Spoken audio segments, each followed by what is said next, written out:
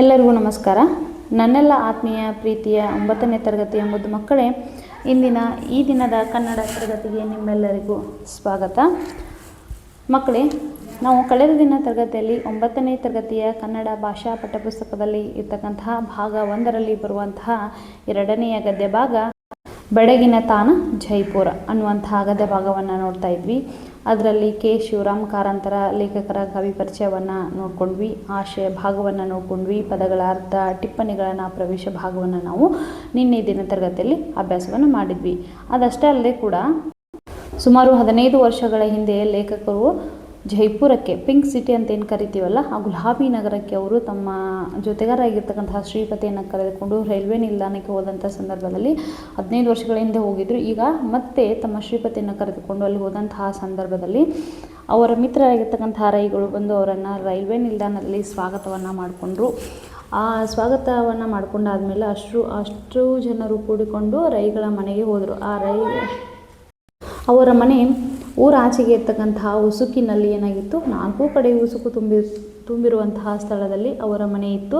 ಆ ಮನೆಗೆ ಹೋಗಿ ಇವರು ಬಿಸಿನೀರಿನ ಸ್ನಾನವನ್ನು ಮಾಡಿಕೊಂಡ್ರು. ಅದಾದ ಮೇಲೆ ಅವರ ಜೊತೆ ಬಂದಿರತಕ್ಕಂಥ ಶ್ರೀಪತಿಯು ತಣ್ಣೀರಿನ ಸ್ನಾನವನ್ನು ಮಾಡಿಕೊಂಡು ಊಟ ಉಪಚಾರವನ್ನು ಅವರ ಮನೆಯಲ್ಲಿ ಮಾಡಿಕೊಂಡು ಮುಂದೆ ಇವರು ಸಿಟಿ ಬಸ್ಸು ಅಲ್ಲಿ ಬರ್ತಾವೋ ಇಲ್ಲೋ ಅನ್ನೋದನ್ನು ಆತನ ಸ್ನೇಹಿತ ಅಂದರೆ ರೈಗಳಿಗೆ ಗೊತ್ತಿರಲಿಲ್ಲ. ಹೀಗಾಗಿ ಅವರು ಟಾಂಗಾ ಗಾಡಿಯನ್ನು ಮಾಡಿಕೊಂಡು ಜೈಪುರದ ವಿಶೇಷತೆಯನ್ನು ನೋಡಿಕೊಳ್ಳಲು ಹೋದರು. ಜೈಪುರದಲ್ಲಿರ್ತಕ್ಕಂತಹ ಮುಖ್ಯ ಬೀದಿಗಳನ್ನು ನೋಡ್ತಾ ಆಕರ್ಷಣೆ ಆಗುವಂತಹ ಮುಖ್ಯ ಬೀದಿಗಳಿದ್ದು, ಅಲ್ಲಿಯಂತಹ ಮುಖ್ಯ ಬೀದಿಗಳು, ಅಂಗಡಿಗಳಾಗಲಿ ಮನೆಗಳಾಗಲಿ ಒಂದೊಂದು ತರಹ ಇರಲಿಲ್ಲ. ಎಲ್ಲವೂ ತುಂಬ ವಿಶೇಷತೆಯಿಂದ ಕೂಡಿತ್ತು. ಅಂದರೆ ಒಂದೇ ತರಹದ ಬಣ್ಣಗಳಿಂದ ಒಂದೇ ಆಕಾರದಲ್ಲಿ ಅವು ಏನು ಮಾಡಿದ್ವು, ವಸ್ತು ವಿನ್ಯಾಸ ಹೋಗೊಂಡಂತಹ ಮನೆಗಳಿದ್ದವು, ಅಂಗಡಿಗಳಿದ್ದವು. ಅದಾದಮೇಲೆ ಮುಖ್ಯ ರಸ್ತೆಗೂ ಕೂಡ ಅಷ್ಟೇ ಸುಂದರವಾಗಿದ್ದವು. ಚೌಕಗಳನ್ನು ನಿರ್ಮಾಣ ಮಾಡಿದ್ದಾಗಿರ್ಬೋದು. ಜೈಪುರವನ್ನು ಒಟ್ಟಾರೆಯಾಗಿ ಕವಿಗಳು ಇಲ್ಲಿನ ಹತ್ರ ಬಣ್ಣಗಾರರ ತವರೂರು ಅಂಥೇಳಿ ಯಾಕೆ ಕರೆದ್ರು, ಅಲ್ಲಿರ್ತಕ್ಕಂತಹ ಜನರಿಗೆ ಬಣ್ಣಗಳ ಬಗ್ಗೆ ಇರ್ತಕ್ಕಂತಹ ವ್ಯಾಮೋಹ ಆಗಲಿ ಮೋಹ ಆಗಲಿ ಹೇಗಿತ್ತು ಎಂಬುದರ ಬಗ್ಗೆ ನಮಗೆ ತಿಳಿಸ್ಕೊಟ್ಟಿದ್ರು. ನಂತರ ಅಲ್ಲಿಯ ಜನರ ಉಡುಗೆ ತೊಡುಗೆ ಬಗ್ಗೆ ಹೇಳ್ತಾ ಹೋದಂತೆ ಜೈಪುರ ಜನರಿಗೆ ಕೆಂಪು, ಕಿತ್ತಳೆ, ಹಳದಿ ಬಣ್ಣಗಳಂದರೆ ತುಂಬ ಇಷ್ಟ. ಅಲ್ಲಿಯ ಜನರು ಯಾವ ರೀತಿಯಾಗಿ ಬಟ್ಟೆಗಳನ್ನು ಧರಿಸ್ತಾ ಇದ್ರು, ಗಂಡು ಮಕ್ಕಳು ಏನು ಕಮ್ಮಿ ಇಲ್ಲ ಹೆಣ್ಮಕ್ಳಿಗಿಂತ, ಅವರು ಕೂಡ ರಂಗು ರಾಯರೇ ಅಂತೇಳಿ ಅವರನ್ನು ವರ್ಣನೆ ಮಾಡಿದ್ದನ್ನು ನಾವು ನೋಡಿದ್ವಿ. ಇಲ್ಲಿಯವರೆಗೆ ನಾವೇನು ಮಾಡಿದ್ವಿ, ತರಗತಿಯನ್ನು ಅಭ್ಯಾಸವನ್ನು ಮಾಡಿದ್ವಿ. ಮುಂದುವರೆದಂತಹ ಭಾಗವನ್ನು ಮಕ್ಕಳೇ ಇಂದಿನ ತರಗತಿಯಲ್ಲಿ ಮುಂದುವರಿಸೋಣ. ಇದರಲ್ಲಿ ಯಾರಾದರೂ ತರಗತಿಯನ್ನು ಮಿಸ್ ಮಾಡ್ಕೊಂಡ್ರೆ ಹಿಂದಿನ ತರಗತಿಯನ್ನು ನೋಡಿಕೊಂಡು ಮುಂದಿನ ತರಗತಿ ನೋಡಿಕೊಂಡ್ರೆ ನಿಮ್ಮೆಲ್ಲರಿಗೂ ಅರ್ಥ ಆಗತ್ತೆ. ನಾವು ನಗರವನ್ನು ಕಳೆದು ಸುಂದರವಾದ ರಸ್ತೆಗಳಲ್ಲಿ ಹಾದು ಉನ್ನತ ಬೆಟ್ಟಗಳಿಗೆ ಅಭಿಮುಖವಾಗಿ ಹೊರಟೆವು. ಇನ್ನೊಂದು 4 ಮೈಲಿಗೆ ಅಂಬೇರದ ಬೆಟ್ಟ ಸಿಗುತ್ತದೆ. ನೋಡಿ, ಅವರು ನಗರವನ್ನು ನೋಡ್ತಾ, ನಗರ ಸೌಂದರ್ಯವನ್ನು ನೋಡ್ತಾ ಲೇಖಕರು ಏನು ಮಾಡಿದ್ರು, ಸುಂದರವಾದಂತಹ ರಸ್ತೆಗಳಲ್ಲಿ ಹಾದು ಹೋಗಿ ಕೊನೆಗೆ ಉನ್ನತ ಬೆಟ್ಟಗಳಿಗೆ ಅಭಿಮುಖವಾಗಿರುವಂತಹ ಅಂಬೇರದ ಬೆಟ್ಟವನ್ನು ನೋಡಲಿಕ್ಕೆ ಹೊರಟರು. ಅಂಬೇರ ಬೆಟ್ಟ 4 ಮೈಲಿ ದೂರದಲ್ಲಿರ್ತಕ್ಕಂಥ ಅಂಬೇರ ಬೆಟ್ಟ ಅವರಿಗೆ ಸಿಕ್ತು. ಅಂಬೇರದ ಬೆಟ್ಟದ ಬಗ್ಗೆ ಹೇಳಬೇಕಪ್ಪ ಅಂತಂದ್ರೆ, ಇದು ರಾಜಸ್ಥಾನದ ಜೈಪುರ ನಗರದ ಸಮೀಪದಲ್ಲಿರ್ತಕ್ಕಂತಹ ಒಂದು ಅಂಬರ ಬೆಟ್ಟ ಅಥವಾ ಅಂಬೇರದ ಬೆಟ್ಟ, ಅಂಬರ ಕೋಟೆ ಅಂತೇಳಿ ಇದನ್ನು ಕರೀತಾರೆ.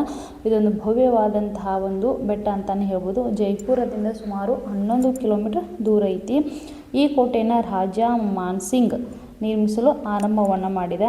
ಅದಾದಮೇಲೆ ಇದರ ವೈಶಿಷ್ಟ್ಯಗಳ ಬಗ್ಗೆ ನಾವು ಹೇಳಬೇಕಪ್ಪ ಅಂದ್ರೆ, ಬೆಟ್ಟದ ಮೇಲೆ ಇರುವುದರಿಂದ ಸುಂದರ ದೃಶ್ಯಗಳು ಕಾಣಿಸ್ತಾವ. ರಾಜಸ್ಥಾನಿ ಮತ್ತು ಮೊಘಲ್ ಶೈಲಿಯ ವಾಸ್ತುಶಿಲ್ಪವನ್ನು ಒಳಗೊಂಡೈತಿ.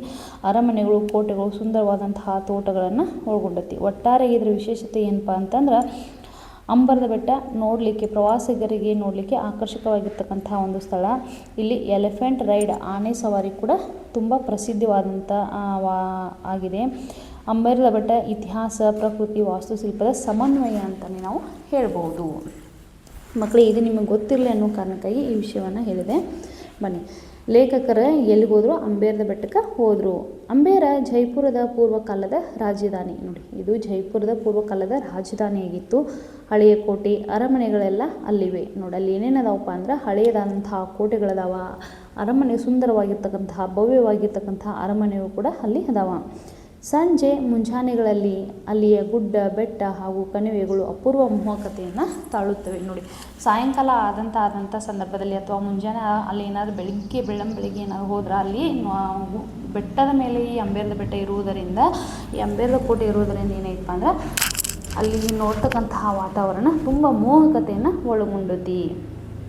ಹಿಂದೆ ನಾನು ಅಲ್ಲಿಗೆ ಹೋದಾಗ ಜನವಸತಿ ಇದ್ದಿರಲಿಲ್ಲ ಅನ್ನೋದು. ಲೇಖಕರು ಈಗ ಸುಮಾರು 15 ವರ್ಷಗಳ ಹಿಂದೆ ಏನು ಜೈಪುರದ ಅಂಬೇದ ಬೆಟ್ಟವನ್ನು ನೋಡ್ಲಿಕ್ಕೆ ಹೋದಿದ್ರಲ್ಲ, ಅಲ್ಲಿ ಯಾವುದೇ ರೀತಿಯಾದಂಥ ಜನವಸತಿ ಪ್ರದೇಶ ಇರಲಿಲ್ಲ.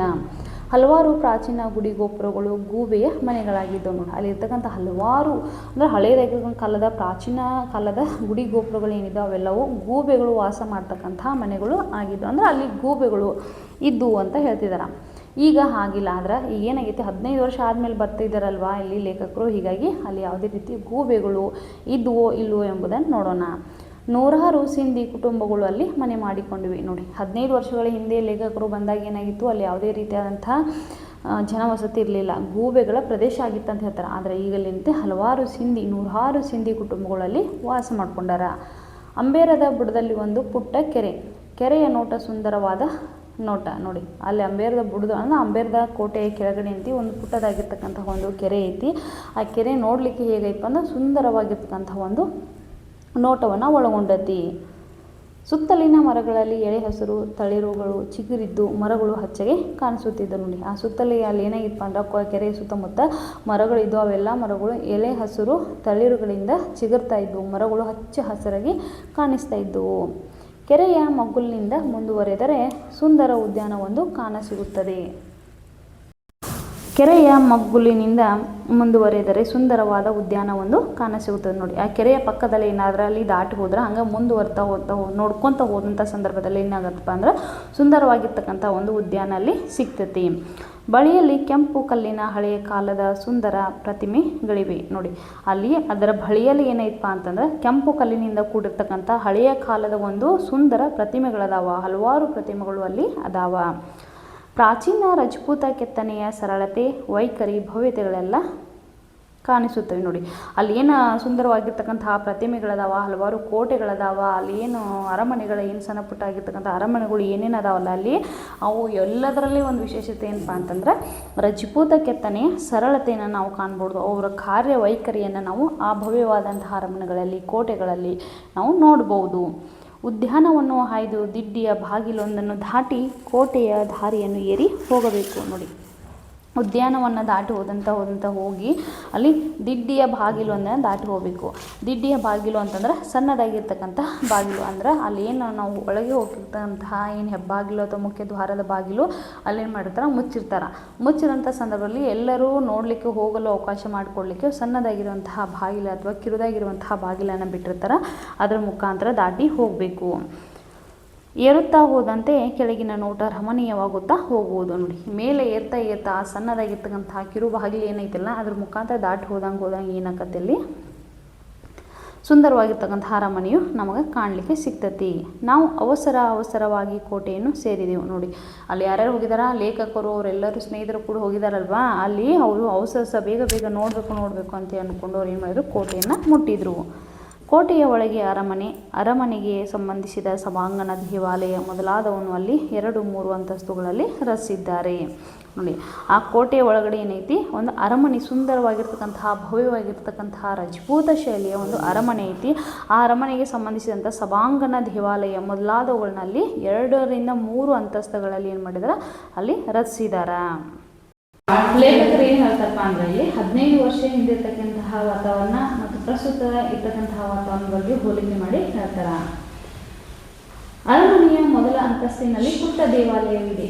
ಈ ಪುಟ್ಟ ಮಂದಿರ ಚಿತ್ರ ಕೆಲಸಗಳಿಂದ ಕೂಡಿದ ಹಾಲುಗಲ್ಲಿನ ರಚನೆಯಿಂದ ಕೂಡಿದೆ. ಅರಮನೆ ಬಗ್ಗೆ, ಅರಮನೆಯ ಭವ್ಯತೆ ಬಗ್ಗೆ, ಸೌಂದರ್ಯದ ಬಗ್ಗೆ ಇಲ್ಲಿ ಕವಿಗಳು ಹೇಳ್ತಾ ಇದ್ದಾರೆ. ಈ ಅರಮನೆ ಮೊದಲ ಅಂತಸ್ತು ಹೆಂಗೈತಪ್ಪ ಅಂದ್ರೆ, ಆ ಮೊದಲನೇ ಅಂತಸ್ತು ಅಂದ್ರೆ ಮೊದಲನೇ ಮಹಡಿಯಲ್ಲಿ ಪುಟ್ಟದಾಗಿರ್ತಕ್ಕಂತಹ ಒಂದು ದೇವಾಲಯ ಐತಿ. ಆ ಪುಟ್ಟದಾಗಿರ್ತಕ್ಕಂತಹ ದೇವಾಲಯದಲ್ಲಿ ಅಲ್ಲಿ ಚಿತ್ರಗಳು, ಆಮೇಲೆ ಚಾಕಚಕ್ಯತೆ ಎಲ್ಲ ಯಾವುದರಿಂದ ಕೂಡೈತಿ ಅಂದ್ರೆ ಹಾಲುಗಲ್ಲಿನ ರಚನೆಯಿಂದ ಅದು ಕೂಡೈತಿ. ಗೋಡೆಗಳೆಲ್ಲವೂ ಹಾಲುಗಲ್ಲಿನವೇ, ನೆಲವು ಅದರದ್ದೇ, ಸ್ತಂಭಗಳು ಅವುಗಳದ್ದೇ, ಗುಡಿ ಚಿಕ್ಕದಾಗಿದ್ದರೂ ಶಾಂತವಾಗಿ ಕಾಣಿಸುವ ಮಂದಿರ. ನೋಡಿ, ಅಲ್ಲಿ ಅದೇನು ಅರಮನೆಯ ಸುತ್ತಮುತ್ತ ಗೋಡೆಗಳ ಏನದಾವು, ಆಮೇಲೆ ಅದರ ನೆಲ ಕೂಡ ಸ್ತಂಭ ಕೂಡ ಎಲ್ಲವೂ ಕೂಡ ಏನೈತಿ ಹಾಲುಗಲ್ಲಿನಿಂದ ಕೂಡೈತಿ. ಗುಡಿ ಚಿಕ್ಕದಾಗಿದ್ದರೂ ಕೂಡ ಅಲ್ಲಿರ್ತಕ್ಕಂತಹ ವಾತಾವರಣ ತುಂಬ ಶಾಂತತೆಯಿಂದ ನಿಶಬ್ದತೆಯಿಂದ ಕೂಡೈತಿ.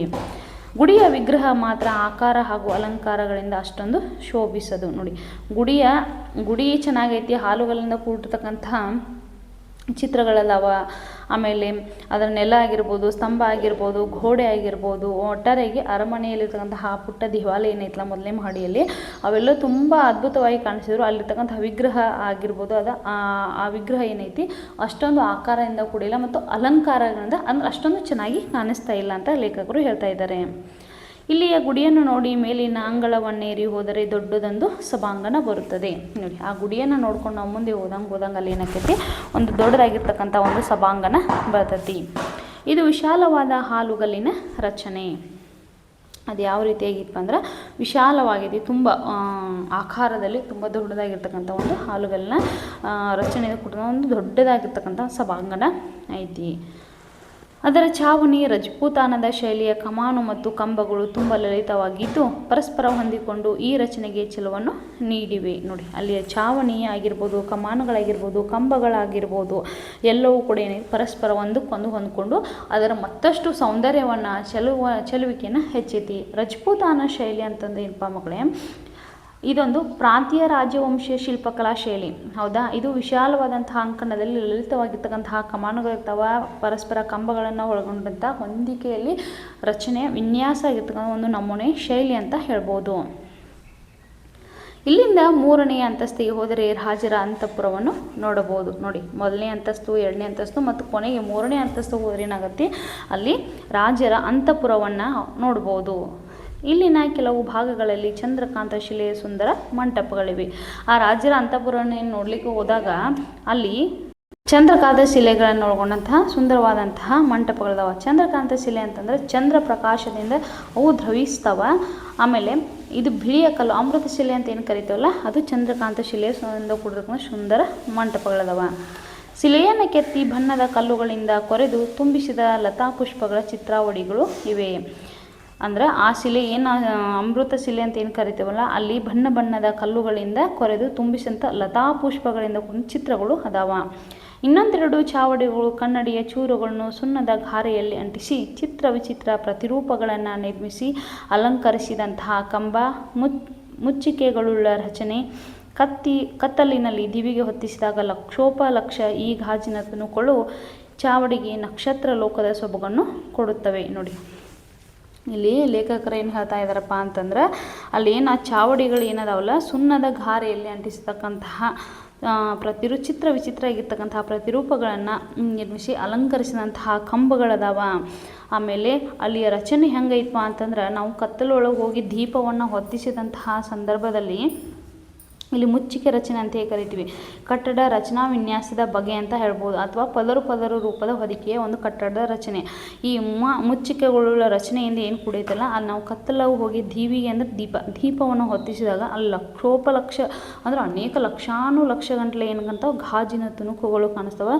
ನಕ್ಷತ್ರ ಲೋಕದಲ್ಲಿ ಅದಿವೇನೋ ಅಂತೇಳಿ ನಮಗೆ ಭಾಸವಾಗ್ತತಿ, ಅಷ್ಟೊಂದು ವಿನ್ಯಾಸವನ್ನು ಒಳಗೊಂಡತಿ. ಅರಮನೆಯ ಮೊದಲನೆಯ ಮಟ್ಟದಲ್ಲಿ ಇನ್ನೊಂದು ಅಂತಃಪುರವಿದೆ. ನೋಡಿ, ಅರಮನೆಯ ಮೊದಲನೇ ಮಟ್ಟದಲ್ಲಿ ಏನೈತಿ, ಮೊದಲನೇ ಇದ್ರೊಳಗೆ ಮತ್ತೊಂದು ಅಂತಃಪುರವೈತಿ. ಅಲ್ಲೂ ಹಾಲುಗಲ್ಲಿನ ಚಾವಡಿ ಮತ್ತು ನೀರಿನ ಕಾರಂಜಿಗಳಿವೆ. ಚಿತ್ರ ಕೊರೆದು ಮಾಡಿದ ಹಾಲುಗಲ್ಲಿನ ನೀರ ಕಾಲುವೆಗಳಿವೆ. ಇವೆಲ್ಲ ರಜಪೂತ ಅರಸರುಗಳ ರಸಿಕ ಜೀವನದ ದ್ಯೂತಕಗಳು.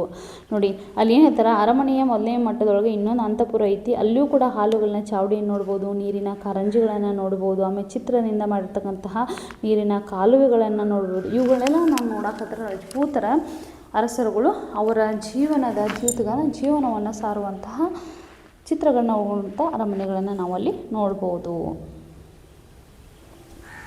ಆವರಣದ ಹಿಂದುಗಡೆ ಇರುವ ತಗ್ಗಿನ ಕಣಿವೆಯ ತಳದಲ್ಲಿ ಕಾಣಿಸುತ್ತದೆ ಮೀರಾಬಾಯಿಯ ದೇವಾಲಯ. ನೋಡಿ, ಆ ಆವರಣದ ಹಿಂದುಗಡೆ ನಾವು ಏನಾರ ಹೋದಾಗ ಅಲ್ಲಿ ತಗ್ಗೊಳಗೆ ಏನೈತಿ, ತಗ್ಗಿನ ಕಣಿವೆಯ ತಳದಲ್ಲಿ ಅದು ಕಾಣಿಸುತ್ತೆ. ಏನು ಕಾಣಿಸ್ತಪ್ಪ ಅಂತಂದ್ರೆ ಮೀರಾಬಾಯಿಯ ದೇವಾಲಯಲ್ಲಿ ಕಾಣಿಸುತ್ತೆ. ಆಕೆ ಗಿರಿಧರ ನಾಗರನನ್ನು ಪೂಜಿಸಿದ ಸ್ಥಳವದು. ನೋಡಿ, ಆಕೆ ಮೀರಾಬಾಯಿ ದೇವಾಲಯ ಏನೈತಪ್ಪ, ಗಿರಿಧರ ನಾಗರನ್ನ ಪೂಜೆ ಮಾಡಿರ್ತಕ್ಕಂಥ ಒಂದು ಸುಂದರ ಸ್ಥಳ ಅದು. ಅರಮನೆಯ ಹಿಂದುಗಡೆ ಹೋದಾಗ ಅಲ್ಲಿ ಮೀರಾಬಾಯಿಯ ದೇವಸ್ಥಾನ ಕಾಣ್ತೈತಿ. ಆಕೆ ಯಾರನ್ನ ಪೂಜೆ ಮಾಡ್ತಾ ಇದ್ಲು? ಗಿರಿಧರ ನಾಗರನನ್ನು ಪೂಜೆಯನ್ನು ಮಾಡ್ತಾ ಇದ್ಲು. ಕೆಳಗಿಳಿದು ಹೋಗಿ ಗುಡಿಯನ್ನು ನೋಡಿದರೆ ಅದರ ಸೊಬಗು ಚೆನ್ನಾಗಿ ಕಾಣುತ್ತದೆ. ನೋಡಿ, ಅಲ್ಲಿ ಕೆಳಗಿಳಿದು ಹೋಗಿ ನೋಡಿದಾಗ ಮಾತ್ರ ಇದೇನು ದೇವಾಲಯ ಐತ್ಲ, ಏನು ಗುಡಿ ಐತ್ಲ, ಅದರ ಅಂದ ಚಂದ ಕಾಣ್ತತಿ. ನಕ್ಷತ್ರಾಕೃತಿಯನ್ನು ತುಂಬಿಕೊಂಡ ಗರ್ಭಗೃಹ ನವರಂಗಗಳಿವೆ. ನೋಡಿ, ನಕ್ಷತ್ರಾಕೃತಿನ ಅಂದರೆ ನಕ್ಷತ್ರ ಆಕಾರದಲ್ಲಿ ತುಂಬಿಕೊಂಡಂತಹ ಗರ್ಭಗೃಹವನ್ನು ನಾವು ನೋಡ್ಬೋದು. ನವರಂಗಗಳನ್ನು ಒಳಗೊಂಡಿರ್ತಕ್ಕಂಥ ಒಂದು ಗುಡಿಯಾಗಿತ್ತು. ಗುಡಿಯ ಸುಂದರ ಆವರಣವನ್ನು ನೋಡಿ ಹಿಗ್ಗಿ ನಮ್ಮ ಠಾಂಗ ನಿಲ್ಲಿಸಿದಲ್ಲಿಗೆ ಮರಳಿ ಬಂದೆವು. ನೋಡಿ, ಆ ಗುಡಿಯ ಸಂಪೂರ್ಣ ಸೌಂದರ್ಯತೆಯನ್ನು ಸವಿದಂತಹ ಲೇಖಕರು ಏನು ಮಾಡಿದರು? ಟಾಂಗ ಅಣ್ಣ ಮೊದಲು ಎಲ್ಲಿ ನಿಲ್ಲಿಸಿದ್ರಲ್ಲ ಅಲ್ಲಿಗೆ ಬರ್ತಾರೆ. ನಮ್ಮ ಜೀವ ತುಂಬ ದನದಿತ್ತು, ನಮ್ಮೆಲ್ಲರಿಗೂ ಬಾಯಾರಿಕೆ ಏರಿ ಹೋಗಿತ್ತು. ನೋಡಿ, ಅದರ ಬೆಟ್ಟದ ಮೇಲೆ ಇರ್ತಕ್ಕಂತಹ ಅಂತಃಪುರವನ್ನು, ಅರಮನೆಗಳನ್ನು ಅದನ್ನೆಲ್ಲ ನೋಡಿಕೊಂಡು ಹೊಳ್ಳಿ ಕಣಿವೆ ಪ್ರದೇಶ ತಗ್ಗಿನಲ್ಲಿ ಅದರ ಅರಮನೆ ಹಿಂದುಗಡೆ ಇರ್ತಕ್ಕಂತಹ ಮೀರಾಬಾಯಿ ದೇವಾಲಯವನ್ನು ನೋಡ್ಕೊಂಡು ಬಂದು ಅವ್ರಿಗೇನಾಗಿತ್ತು, ಸಿಕ್ಕಾಪಟ್ಟೆ ಮರಳಿದ್ದಂತಹ ಊರಲ್ವಾ. ಹೀಗಾಗಿ ಅವ್ರು ಏನು ಮಾಡಿದ್ರಪ್ಪ ಅಂದ್ರೆ ಅಂತಹ ಮರಳಿನಲ್ಲಿ, ಆ ಮರಳಿ ಇರ್ತಕ್ಕಂತಹ ಒಂದು ಪ್ರದೇಶದಲ್ಲಿ ಬಿಸಿಲು ಕೂಡ ಅಷ್ಟೇ ಇರುತ್ತೆ. ಹೀಗಾಗಿ ಅವ್ರಿಗೇನಾಗಿತ್ತು, ನೋಡಿ ಬಂದವರು ಜೀವ ತಂದಿತ್ತು, ತುಂಬ ಬಾಯಾರಿಕೆ ಆಗಿತ್ತು. ನಾವು ಬಂದವರೇ ಹಾದಿಯ ಮಗ್ಗುಲಿನ ಒಂದು ಅಂಗಡಿ ಮುಂದೆ ಕುಳಿತು ಬಣ್ಣ ಬಣ್ಣದ ಸೋಡಾ ಲೆಮನೇಡ್ ಕುಡಿದೆವು. ನೋಡಿ, ಅಲ್ಲಿಂದ ಬಾಯಾರಿಕೆಯಿಂದ ಬಂದರು. ಅಲ್ಲಿ ಬಂದವರು ಏನು ಮಾಡ್ತಾರೆ, ಅಲ್ಲಿ ಸೋಡಾ ಮತ್ತು ಲೆಮನೇಡ್ ಅನ್ನುವಂಥ 2 ಥರ ಜ್ಯೂಸ್ ಸಿಗ್ತಾವ. ಅವ್ರು ಏನು ಮಾಡಿದರು, ಅಂಗಡಿಯ ಮುಂದೆ ಅಲ್ಲಿ ಹೋಗಿ ಅವುಗಳನ್ನ ಕುಡಿಯೋಕೆ ಪ್ರಾರಂಭವನ್ನು ಮಾಡ್ತಾರೆ. ಉಡುಗೆಯಲ್ಲಿ ಅಷ್ಟೆಲ್ಲ ಬಣ್ಣಗಳನ್ನ ತುಂಬಿಸಿ ತಿರುಗುವ ಅಲ್ಲಿನ ಜನ ಮಾರುವ ಸೋಡಾ ಲೆಮನೇಡ್ಗಳಿಗೂ ಕಡು ರಂಗವನ್ನು ಕೊಟ್ಟಿದ್ದಾರೆ.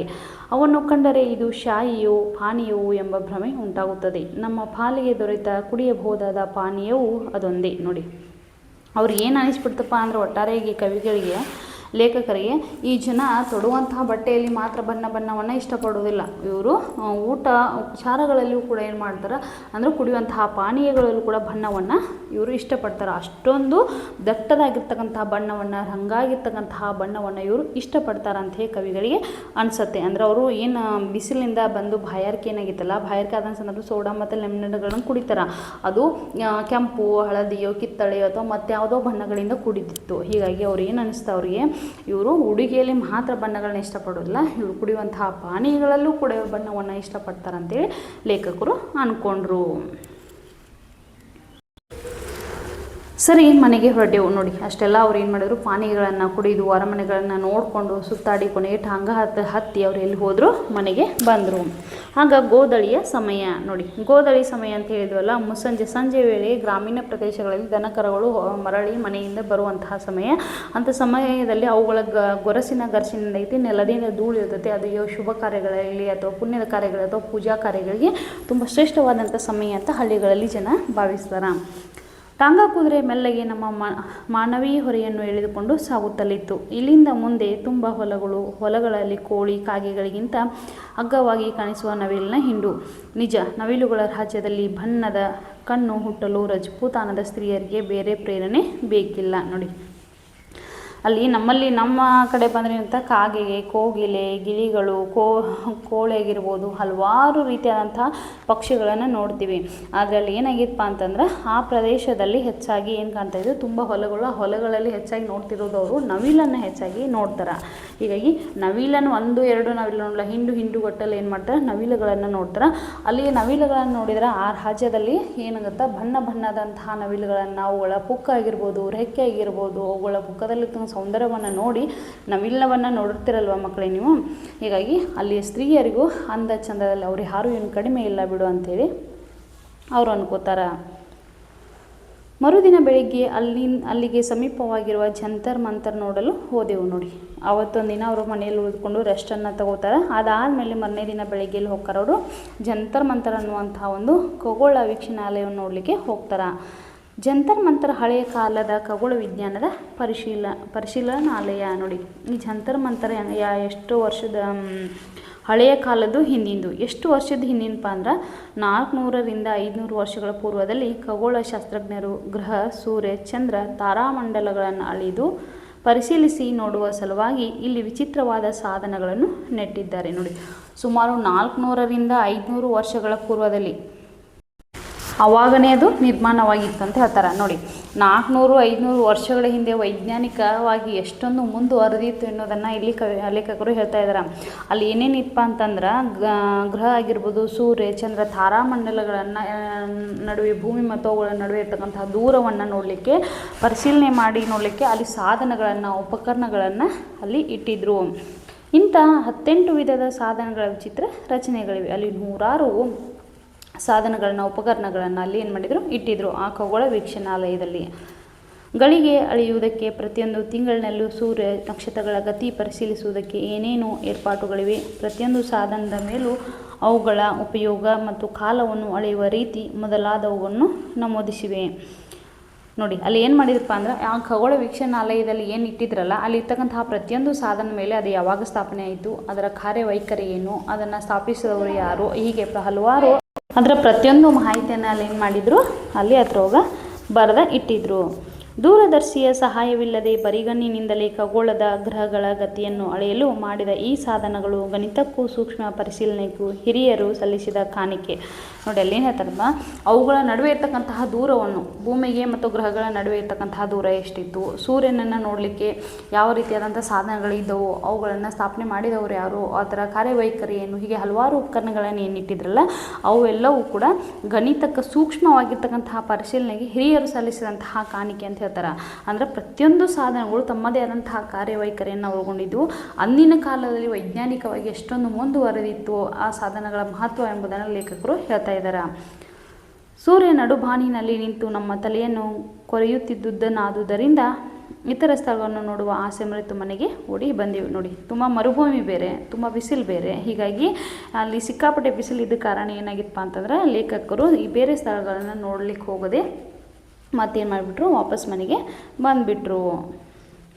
ಆದರೂ ಅವ್ರ ಮುಂದೇನು ಅವ್ರಿಗೆ ಅಷ್ಟೆಲ್ಲ ನೋಡಿ ಬಂದರು. ಜಂತರ ಮಂತ್ರ ನೋಡಿದರು, ಅಂಬೇರ ಕೋಟೆಯನ್ನು ನೋಡಿದರು, ಅಲ್ಲಿ ಎಲ್ಲಿರ್ತಕ್ಕಂತಹ ಮೀರಾಬಾಯಿ ದೇವಾಲಯವನ್ನು ನೋಡಿದ್ರು, ಅಷ್ಟೆಲ್ಲ ನೋಡಿ ಬಂದರು. ಅವರಿಗೆ ಸಾಂಸ್ಕೃತಿಕ ವೈಭವದ ಬಗ್ಗೆ, ಸಾಂಸ್ಕೃತಿಕ ಕಲೆ ಬಗ್ಗೆ ಹೆಚ್ಚು ಆಸಕ್ತಿ ಲೇಖಕರಿಗೆ. ಹೀಗಾಗಿ ಅದನ್ನು ಅವ್ರ ಹಂಬಲ ಹೇಗಿತ್ತು ಎಂಬುದನ್ನು ಹೇಳ್ತಾ ಇದ್ದಾರೆ. ಜಯಪುರದಲ್ಲಿ ಜಾನಪದ ನೃತ್ಯಗಳನ್ನು ನೋಡಬೇಕೆಂಬ ಹಂಬಲ ನನ್ನದಾಗಿತ್ತು. ನೋಡಿ ಅವರ ಆಸೆಯನ್ನು ವ್ಯಕ್ತಪಡಿಸ್ತಾ ಇದ್ದಾರೆ ಇಲ್ಲಿ ಲೇಖಕರು. ಜಯಪುರದಲ್ಲಿ ಅವರು ಇಷ್ಟೆಲ್ಲ ನೋಡಿ ಬಂದರು, ಅವ್ರ ಜಾನಪದ ನೃತ್ಯಗಳ ಬಗ್ಗೆ ಅವ್ರಿಗೆ ಹೆಚ್ಚಿಗೆ ಆಸಕ್ತಿ, ಇಂಟ್ರೆಸ್ಟ್, ಅದಕ್ಕಾಗಿ ಅವ್ರು ನೋಡಬೇಕನ್ನುವಂಥ ಆಸೆ ಅವ್ರಿಗಿತ್ತು. ಹಾಗಾಗಿ ಮುಂಚಿತವಾಗಿಯೇ ಮಿತ್ರರಿಗೆ ನನ್ನ ಅಪೇಕ್ಷೆ ತಿಳಿಸಿದ್ದೆ. ಅವರ ಸ್ನೇಹಿತರಿಗೆ ಏನು ಮಾಡಿದರು, ಮುಂಚಿತವಾಗಿ ನಾನು ಜಯಪುರಕ್ಕೆ ಬರ್ತೀನಿ, ನಾನು ಬಂದಾಗ ನಾನು ಜಾನಪದ ನೃತ್ಯಗಳನ್ನು ನೋಡಲಿಕ್ಕೆ ನೀನು ಕರೆದುಕೊಂಡು ಹೋಗ್ಬೇಕಂತ ಮೊದಲ ಹೇಳಿದ್ರಂತೆ. ಅವರು ಗೆಳೆಯರಿಗೆ ತಿಳಿಸಿ ಏರ್ಪಾಟು ಮಾಡಿದರು. ಆಗ ಇವ್ರೇನು ಮಾಡಿದರು, ಇವ್ರು ಬಂದ ಮೇಲೆ ನಾನು ಹಿಂಗೆ ನೋಡುವಕ್ಕೆ ಹೋಗ್ಬೇಕಂತ ಹೇಳಿದ್ದರಿಂದ ಅವರು ಅಲ್ಲಿದ್ದವರು ತಮ್ಮ ಸ್ನೇಹಿತರೆ ಸೇರಿಸಿ ಅದನ್ನು ಕರ್ಕೊಂಡು ಹೋಗೋಕ್ಕೆ ವ್ಯವಸ್ಥೆಯನ್ನು ಮಾಡಿದರು. ಸಂಜೆ ಆಗುತ್ತಲೇ ಅಲ್ಲಿನ ಚೀಫ್ ಇಂಜಿನಿಯರ್ ಗೋಪಿನಾಥರಾಯರ ಮನೆಗೆ ಹೋದೆವು. ನೋಡಿ ಅಲ್ಲಿರ್ತಕ್ಕಂಥ ಚೀಫ್ ಇಂಜಿನಿಯರ್ ಅವರು ಪರಿಚಯ ಇದ್ದರು. ಹೀಗಾಗಿ ಅವರು ಸಾಯಂಕಾಲ ಆದಾಗ ಅವ್ರ ಮನೆಗೆ ಹೋದರು. ಅವರು ಮೈಸೂರಿನವರು, ಅವರು ಬೇರೆ ರಾಜಸ್ಥಾನದವ್ರು ಏನಲ್ಲ, ಅವರು ಎಲ್ಲಿಯವರಾಗಿದ್ದರು, ಮೈಸೂರಿನವರೇ ಆಗಿದ್ದರು. ಸದ್ಯ ಜೈಪುರದಲ್ಲೇ ಉದ್ಯೋಗ ಮಾಡಿಕೊಂಡು ಸ್ವಂತ ಮನೆಯಲ್ಲಿ ವಾಸವಾಗಿದ್ದಾರೆ. ನೋಡಿ ಮೈಸೂರಿನವರಾಗಿರ್ತಕ್ಕಂತಹ ಗೋಪಿನಾಥರಾಯರು ಏನು ಮಾಡಿದರು, ಜೈಪುರದಲ್ಲಿ ಅವರು ತಮ್ಮ ಕೆಲಸವನ್ನು ಮಾಡಿಕೊಂಡು ಅವರು ಅಲ್ಲೇ ಸ್ವಂತ ಮನೆಯನ್ನು ಮಾಡಿಕೊಂಡು ಅಲ್ಲೇ ವಾಸವಾಗಿದ್ದಾರೆ. ಅವರ ಸುಂದರ ಬಂಗಲೆ ಎದುರಿಗೆ ಹಚ್ಚ ಹಸುರಿನ ಬಯಲಿನ ಒಂದು ತುಣುಕು ಜಾಗವಿದೆ. ನೋಡಿ ಅವ್ರೇನು ಮನೆಯನ್ನು ಕಟ್ಸ್ಕೊಂಡು ಏನು ಅಲ್ಲೇನು ವಾಸವಾಗಿದಾರಲ್ಲ, ಅವ್ರ ಮನೆ ಎದುರಿಗೆ ಒಂದು ಹಚ್ಚ ಹಸಿರಾಗಿರ್ತಕ್ಕಂಥ ಒಂದು ಸ್ವಲ್ಪ ಜಾಗ ಐತಿ, ಅದಕ್ಕೆ ತುಣುಕು ಜಾಗವಿದೆ ಅಂತ ಹೇಳ್ತಾ ಇದ್ದಾರೆ ಲೇಖಕರು. ಅಲ್ಲೇ ನೃತ್ಯ ಕಾರ್ಯಕ್ರಮ, ಅಲ್ಲಿ ಏನಾಗಿತ್ತಪ್ಪ ಅಂದ್ರೆ ಡ್ಯಾನ್ಸ್ ಪ್ರೋಗ್ರಾಮನ್ನು ಏರ್ಪಾಡು ಮಾಡಿದರು. ಊರಿನ ಜನಸಾಮಾನ್ಯರ ನೃತ್ಯವದು. ನೋಡಿ ಅದು ಎಂಥ ನೃತ್ಯ ಆಗಿತ್ತು ಅಂದ್ರೆ, ಊರೊಳಗಿರ್ತಕ್ಕಂಥ ಎಲ್ಲ ಜನರು ಸೇರಿಕೊಂಡು ಪ್ರತಿನಿತ್ಯ ಮಾಡುವಂಥ ಒಂದು ನೃತ್ಯ ಆಗಿತ್ತು. ಇಬ್ಬರು ಯೌವನಸ್ಥರು ಸ್ತ್ರೀಯರ ಉಡುಗೆ ಹುಟ್ಟಿದ್ದರು. ಇಬ್ಬರು ಹುಡುಗಿಯರು ಏನು ಮಾಡಿದಪ್ಪ ಅಂತಂದ್ರೆ, ಸ್ತ್ರೀಯರ ಉಡುಗೆಯನ್ನು ಹುಟ್ಟಿದ್ರು. ಮಾರವಾಡಿ ಸ್ತ್ರೀಯರಂತೆ ತಲೆಗೆ ಸೆರವು ಹಾಕಿಕೊಂಡು ಮುಖ ತೋರಿಸದೆ ಕುಣಿಯತೊಡಗಿದರು. ನೋಡಿ ಅವ್ರೇನಿಬ್ಬರು ಸ್ತ್ರೀಯರು ಏನಿದ್ರಲ್ಲ, ಅವರಿಬ್ಬರು ಸ್ತ್ರೀಯರು ಯಾವ ರೀತಿಯಾಗಿ ಉಡುಗೆಯನ್ನು ಹುಟ್ಟಿದ್ರು, ಅವರು ಮುಖಕ್ಕೆ ಮಾರವಾಡಿ ಸ್ತ್ರೀಯರು ಏನು ಹಾಕೋತಾರಲ್ಲ, ತಲೆಗೆ ಸೆರಗು ಹಾಕ್ಕೊಂಡು ಮುಖ ತೋರಿಸದೆ ಏನು ಡ್ಯಾನ್ಸ್ ಮಾಡ್ತಾರಲ್ಲ, ಆ ರೀತಿ ಅವರು ಕುಣಿಲಿಕ್ಕೆ ಪ್ರಾರಂಭವನ್ನು ಮಾಡಿದರು. ಹಿಮ್ಮೇಳಕ್ಕೆ ಡೋಲು ತಮಟೆಗಳಿದ್ದವು. ಮುಂಭಾಗದಲ್ಲಿ ಸ್ತ್ರೀ ವೇಷದ ನರ್ತಕರು ಲಾಸ್ಯವೆಸಗಿದರು. ಅವರ ಕಾಲಿನ ನಡಿಗೆಯಲ್ಲೂ ಕೈಗಳ ಚಲನೆಯಲ್ಲೂ ಜಾಣ್ಮೆ ಚೆಲುವುಗಳೆರಡೂ ಇದ್ದವು. ನೋಡಿ ಅವ್ರು ಏನು ಹೇಳತ್ತಪ್ಪ ಅಂತಂದ್ರೆ, ಅವ್ರ ಹಿಂದುಗಡೆ ಡೋಲು ಮತ್ತು ತಮಟೆಗಳಿಂದ ಬಾರಿಸ್ತಾ ಇದ್ರು, ಮುಂದೆ ಸ್ತ್ರೀ ವೇಷದ ನರ್ತಕರು ಡ್ಯಾನ್ಸನ್ನು ಮಾಡ್ತಾಯಿದ್ರು, ಹಾಸ್ಯವನ್ನು ಮಾಡ್ತಾಯಿದ್ರು. ಅವರ ಕಾಲಿನ ನಡಿಗೆಯಲ್ಲಿ ಆಮೇಲೆ ಅವ್ರ ಕೈಗಳ ಚಲನೆ ಏನಿತ್ತು ಅಷ್ಟೊಂದು ಜಾಣ್ಮೆ ಅವರಲ್ಲಿತ್ತು. ಅದರಿಂದಾಗಿ ಅವರು ಆ ಎರಡು ಅಷ್ಟೊಂದು ಆಕರ್ಷಣೀಯವಾಗಿ ಅಂದರೆ ಲೇಖಕರಿಗೆ ನೋಡುಗರಿಗೆ ತುಂಬ ಆಸಕ್ತಿ ಬರಬೇಕು ಆ ರೀತಿಯ ನೃತ್ಯವನ್ನು ಮಾಡ್ತಾಯಿದ್ರು. ಅವರ ಜೊತೆಗೆ 3-4 ಹುಡುಗರು ನಿತ್ಯದ ಉಡುಗೆಯಲ್ಲಿ ಕುಣಿದಾಡಿದರು. ಆ ನೋಟವನ್ನು ನೋಡುವುದಕ್ಕೆ ಪುರವಣಿಗರು ಬಂದು ಕಲಿತರು. ನೋಡಿ ಅಲ್ಲಿ ಏನು ಹೇಳ್ತಾರಪ್ಪ ಅಂದ್ರೆ ಅವ್ರ ಜೊತೆಗೆ ಅವರಿಬ್ಬರು ಹುಡುಗಿಯರು ಏನು ಡ್ಯಾನ್ಸ್ ಮಾಡ್ತಾ ಇರಲಿಲ್ಲ, ಯೌವನಸ್ಥರು ಏನು ಮಾಡ್ತಾ ಅವ್ರ ಜೊತೆಗೆ 3-4 ಜನರು ಡ್ಯಾನ್ಸನ್ನು ಮಾಡ್ತಾಯಿದ್ರು. ಅವರು ಪ್ರತಿನಿತ್ಯ ಹಾಕುವಂತಹ ಬಟ್ಟೆಯಲ್ಲೇ ಅಂದರೆ ಉಡುಗೆ ಅಂದ್ರೆ ಆ ಪ್ರತಿನಿತ್ಯ ಧರಿಸುವಂತಹ ಬಟ್ಟೆಗಳನ್ನು ಹಾಕ್ಕೊಂಡು ಡ್ಯಾನ್ಸನ್ನು ಮಾಡ್ತಾಯಿದ್ರು. ಆ ನೋಟವನ್ನು ನೋಡಲಿಕ್ಕೆ ಎಲ್ಲರೂ ಬಂದು ಅಲ್ಲಿ ಕೂಳ್ತಿದ್ರು.